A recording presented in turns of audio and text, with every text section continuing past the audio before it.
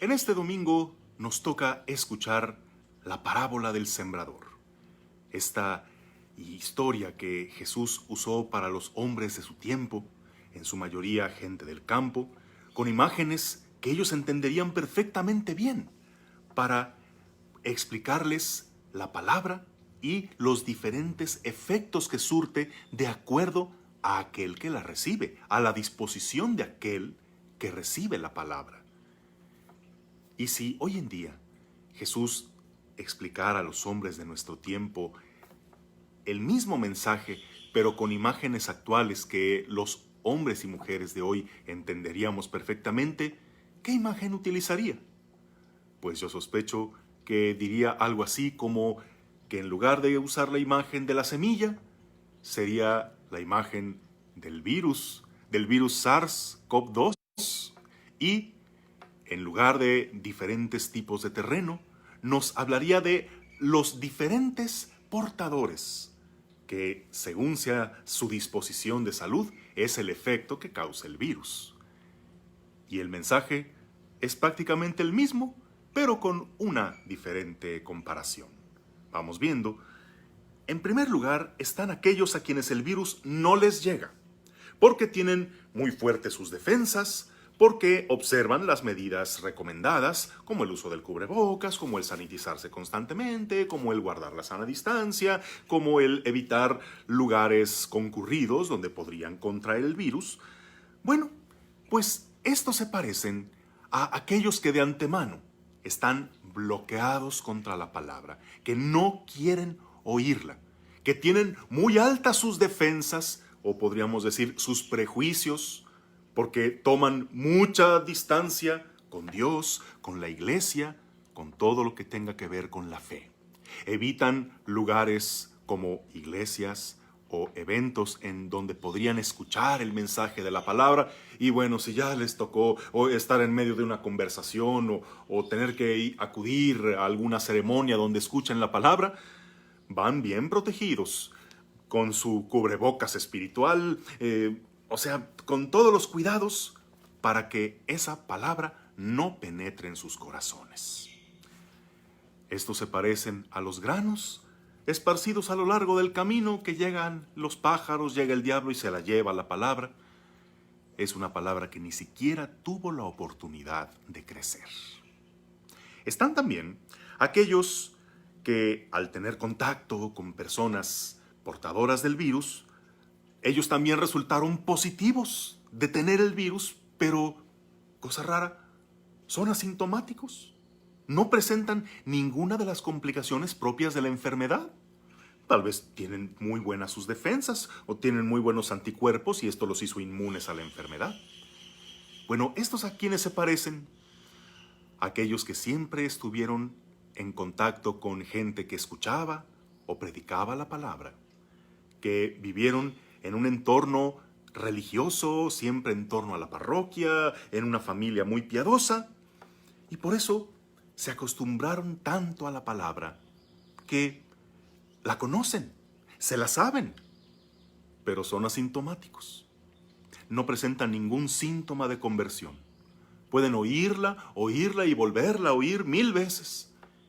Y se acostumbraron tanto a que la palabra es para oírla y emocionarse un rato, pero no para tomársela en serio, que aunque la conocen y la guardan, aunque sea en su memoria, esta no produce fruto alguno en ellos, pues ya se volvieron inmunes, están como vacunados para que la palabra, sí, eche raíces, así como la semilla arrojada en terreno pedregoso que llega a echar alguna raíz, pero esta no es suficientemente fuerte como para que crezca, para que dé frutos.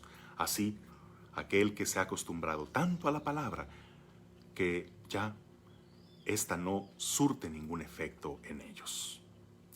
Están también aquellos que contraen el virus, que presentan síntomas y que se deben guardar en casa para cuidarse o incluso los tienen que hospitalizar, pero gracias al paso del tiempo y a los cuidados personales y cuidados de los médicos, logran superar la enfermedad y son dados de alta.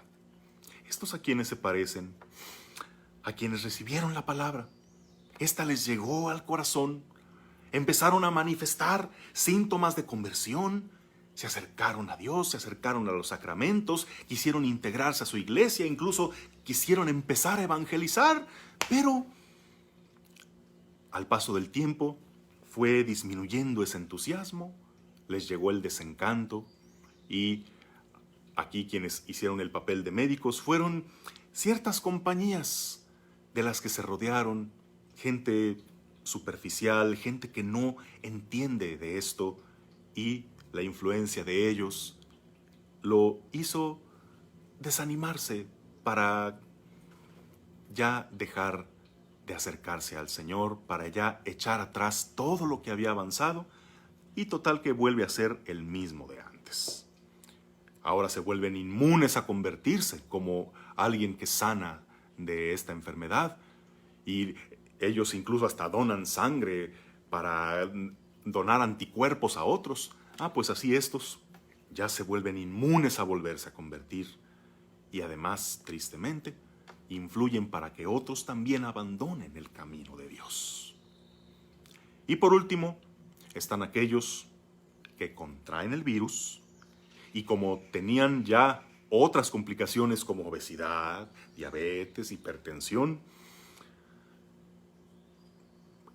el virus hace estragos en ellos, presentan fuertes síntomas, los hospitalizan al grado de que tienen que conectarlos a un respirador y, como sucede en muchos de los casos, lamentablemente, mueren, fallecen.